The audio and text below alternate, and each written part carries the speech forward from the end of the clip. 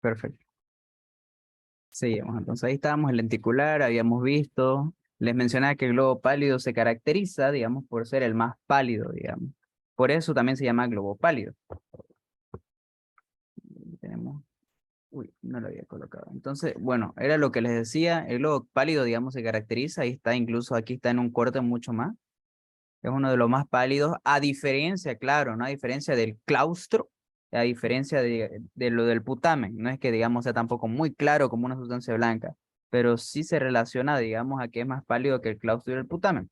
El globo pálido se caracteriza también porque su función es inhibitoria, así que está relacionado con el neurotransmisor del GABA. Por ende, eh, está relacionado a funciones inhibitorias, musculares y demás, digamos. Después encontramos lo que habíamos visto el putamen, pero este ya es otro corte, ¿no? Este es un corte que ya no lo vemos tanto, es un corte, por ejemplo, este es un corte de Charcot, sí, es un corte verticofrontal. Y ahí está el cuerpo del núcleo caudado, lo habíamos visto, ¿no? Esto es lo interesante.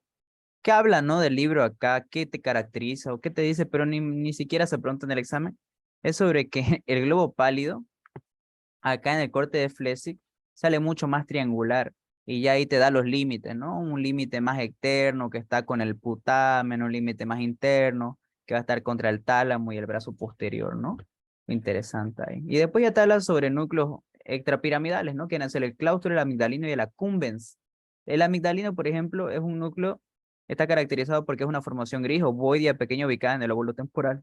Y este va a estar ubicado, como habíamos dicho, delante de la cola del núcleo caudado. Ya si se acordarán, lo que habíamos visto en esta forma de acá.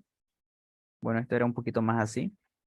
Aquí estaba el núcleo amigdalino. Ese era el núcleo amigdalino, cuál era el que veíamos, ¿no? Luego está el claustro.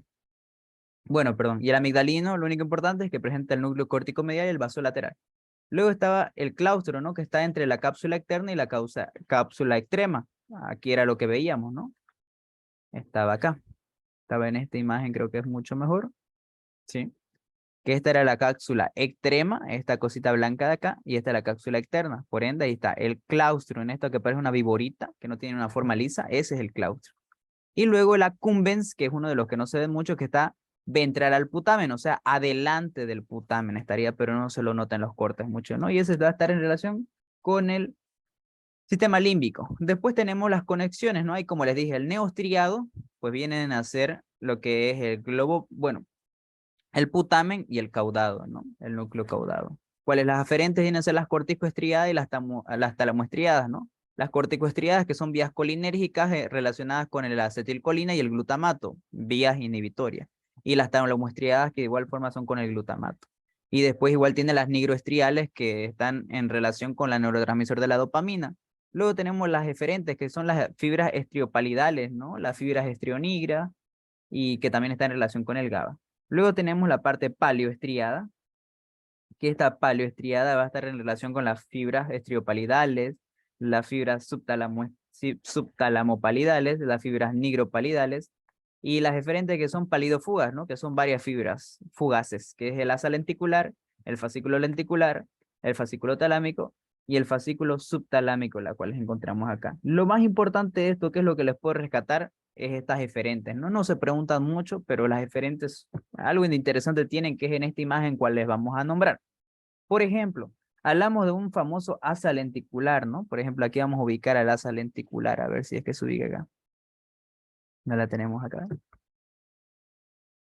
Ok, núcleo subtalámico. Vamos a encontrar aquí, por ejemplo, ya el fascículo lenticular, que es el fascículo subtalámico. ¿Qué es lo interesante de este fascículo subtalámico? ¿Y por qué lo nombra acá y por qué no lo nombra a los otros, no? Lo nombra acá porque al final el asa lenticular, el fascículo lenticular y el fascículo talámico se unen. Por algo se llama asa, miren. Asa se le llama asa lenticular porque entre el campo H y el campo H1 forman comunicaciones y esas comunicaciones me constituyen el fascículo talámico. Me constituyen el fascículo talámico, en pocas palabras. Entonces, el asa lenticular, gracias al campo H y al campo H1, H1 es lo que me va a caracterizar. A ver, me dijeron aquí. Aquí está, ¿no es? Sí, sí, gracias, ¿no? Era esta imagen, por eso lo coloqué, no la miré esta imagen. Aquí está en el asa lenticular, ¿no? El asa lenticular, como ustedes ven, es en forma de un asa, donde va a estar en conexión con el campo H1 y el campo H. Eso es lo interesante. Y forman el asa para formar, como ustedes ven aquí, miren, aquí lo que es HH1, fascículo talámico. Eso es lo interesante, ¿no? Y no acaba ahí.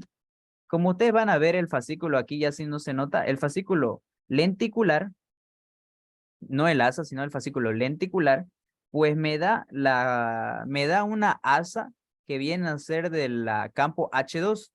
Entonces, en pocas palabras, el campo H1, H2 y el campo H se enconglomeran y van a irse al fascículo talámico para terminar como un fascículo subtalámico que ven acá, que es este fascículo subtalámico que lo vamos a encontrar. Eso es lo importante en esto, digamos, en lo que, en la relación que tienen, ¿no? En la relación que tienen. Eso es lo más importante. Ahora vamos a la otra parte importante que ya es la última parte, ¿no? Y sí se pregunta esto, porque son lesiones. Se dividen las lesiones de estos núcleos en trastornos hipercinéticos y hipocinéticos. ¿Qué se refiere a hipercinético y qué se refiere a hipocinético? Se refieren que los hipercinéticos, estos pacientes van a tener hartísimos movimientos, o sea, movimientos bastante bruscos y demás. Los hipocinéticos no. Los hipocinéticos no tienen tantos movimientos, ¿no? A eso se lo conocen como síndromes neurológicos. Tenemos 4 síndromes: la corea, la atetosis, el balismo, la distonía y, bueno, como trastorno hipocinético, el Parkinson y el síndrome de Tourette. Van a disculpar, ya estaba con sueño y no supe cómo hacerle la animación, me chipé ahí.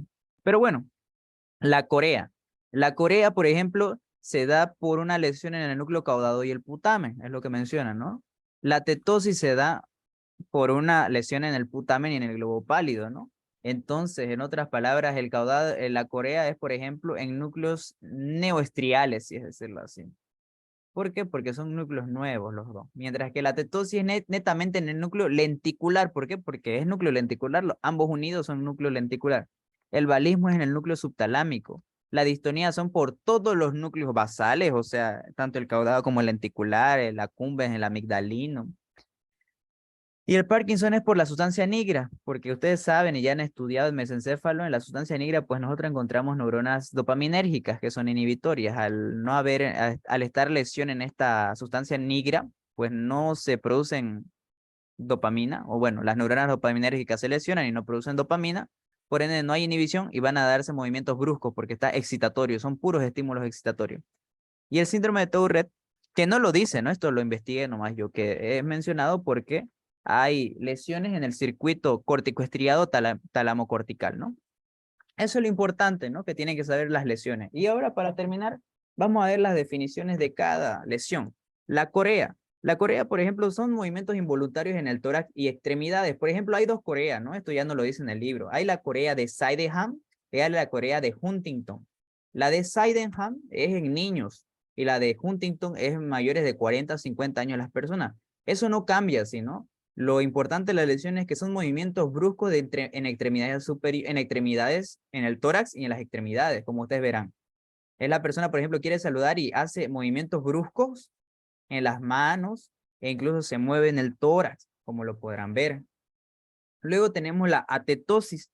La atetosis son movimientos involuntarios lentos, lo que nombra, ¿no? Que lo vamos a ver acá. Son movimientos voluntarios lentos caracterizados por qué? En las extremidades distales y en las extremidades distales de los miembros, sobre todo en los superiores, pero igual pudiera ser en los inferiores. ¿Por qué se caracteriza? Se caracteriza por una hiperextensión y una flexión de las partes distales de los miembros. Como ustedes ven, la persona, por ejemplo, trata de hacer movimientos simples, pero hay una hiperextensión si se dan cuenta. No solamente es el único, miren. Siempre en los movimientos distales son movimientos bastante hiperextensores o hiperflexores. Ahí tenemos más. Son movimientos hiperextensores o hiperflexores de las partes distales de los miembros. Ahí se van a dar cuenta. Por ejemplo, la corea eran movimientos bruscos, sobre todo en tórax y en extremidades, y eran todo. Acá mayormente en la atetosis son movimientos lentos, no son bruscos, como se darán cuenta, son movimientos lentos, involuntarios, obviamente. Todos estos son movimientos involuntarios, pero caracterizados por una hiperflexión y una hiperextensión, donde en las partes distales de los miembros, o sea, en las extremidades. Ahí tenemos. Y hay varias formas, ¿no? Por ejemplo, esto es, se le conoce como monovalismo. ¿Por qué? Porque solamente es en una parte, o sea, en este caso es en el miembro derecho, digamos, el derecho superior. Esto se lo conoce como hemivalismo, porque tanto el brazo derecho como la pierna derecha están moviéndose, son movimientos de hiperextensión y hiperflexión, como verán en su pie y en la mano. Esto se lo llaman. Y raras veces hay bivalismo, ¿no? Que serían en los 4 miembros, en pocas palabras. Hemivalismo es la mitad de un lado, monovalismo es un miembro y ya bivalismo serían las 2 mitades, no todo el cuerpo. Después tenemos, lo vamos a ver de último este video, porque no encontré para que me muestre, digamos, pero la distonía, digamos, ya son movimientos involuntarios, ¿no? O bueno, lo vamos a ver ahorita, a ver. Uy, a ver, a ver. Vamos a aprovechar. Voy a ver qué me envía, aquí está. Me está enviando Oringa, se lo voy a reproducir. La distonía, digamos, son movimientos involuntarios, lentos y repetidos, ¿no? Dice giratorios o circundantes, ¿no? Van a ver que es un poquito feíto esta enfermedad, si decirlo acá, Oringa, se lo voy a compartir. Era una mejoría 100% de distonía que yo tenía mal. Me pagaba de la Como, de distonía que yo tenía. como les mencionaba, digamos, son Distonía. movimientos involuntarios. Yo estaba mal, yo me sentía mal. Pero No él se encuentra hacía mucho más, nada. ¿no? Eso ya está. La distonía, lo interesante de las otras, eso sí no les mencioné, las otras son permanentes. Por ejemplo, la corea de Sydenham es por una enfermedad estreptocócica, por una carditis. La corea de Huntington, que es en mayores personas, son factores genéticos. La tetosis son factores genéticos. La distonía, si bien es un factor genético, no hay tratamiento, se va por sí sola. Las otras no, las otras son permanentes, las otras enfermedades. Y ahí está. A eso se lo conoce como una distonía. Demasiado. La distonía que son movimientos involuntarios, hacen movimientos giratorios con los brazos y son movimientos lentos y repetidos. Jairo presentaba contracciones musculares involuntarias que causaban bastante dolor y limitaban sus actividades diarias. Tenía problemas para hablar y comer. Solo al dormir no presentaba estos movimientos y difícilmente conciliaba el sueño. Ahí está, ¿no? Era lo que nosotros veíamos. Y luego tenemos, digamos, a ver, ahorita dónde estábamos, estábamos acá. Era lo que veíamos. Uy, uy, uy. Se los conoce, ¿no? Son como trastornos hipercinéticos. Por ejemplo, el último se lo conoce como un hipercinético espástico. A la corea y a la tetosis se lo conocen como hipercinéticos hipotónicos, por ejemplo. Ahí encontrábamos, ¿no? Ya habíamos entonces hablado de la distonía. Ahora hablamos de la síndrome de Tourette. Esto es un síndrome que parece bonito. Yo diría es bonito, ¿no? Pero no es que sea tan bonito que digamos. Por ejemplo, esto es de... Eso es el tic, básicamente. El síndrome de Tourette se caracteriza por tics. Tics pueden ser por movimientos motrices o tics verbales. Porque ahorita creo, no sé si lo puse el video, no me olvidé colocarles el video, pero ahorita se los voy a buscar. Pero en este caso es un tic motriz, por ejemplo. Pero es un tic que se te queda toda la vida. Tampoco hay tratamiento. Bueno, hay tratamiento sí para disminuir los tics, porque van a darse cuenta que hay tics que te dan y que cada rato se te salen. No es como que una cada cierto tiempo y demás, ¿no? Son espontáneos, son tics que te dan espontáneos. Esto es un tic motriz, el tic verbal ahorita se lo voy a mostrar cómo es. Y para terminar tenemos el Parkinson, ¿no? Que el Parkinson ya esto es un trastorno hipocinético. No hay mucho movimiento, más sí tiene contractura y movimientos involuntarios en la mano. A eso se caracteriza, en las extremidades, se van a dar cuenta. Esa es la diferencia, digamos, en el trastorno de la enfermedad de Parkinson, porque no hay movimientos en la cara, movimientos en las extremidades, está caminando el señor nomás, pero tiene movimientos bruscos. Era lo que nosotros, por ejemplo, este es un famoso, que es Muhammad Ali, que es un, por tener, se dice, ¿no? Por las lesiones de los golpes que tenía en la cabeza, pues así quedó, ¿no? El peleador de esta forma porque tuvo lesiones, ¿no? En los núcleos, en exactamente la sustancia nigra, en pocas palabras. Es lo que se caracteriza a esto. Es lo mismo que nosotros veíamos, ¿no? Aunque se toma en cuenta, digamos, que es una enfermedad genética sobre todas estas, son mutaciones en las cuales nosotros vemos acá. Y ahorita se lo voy a mostrar del síndrome de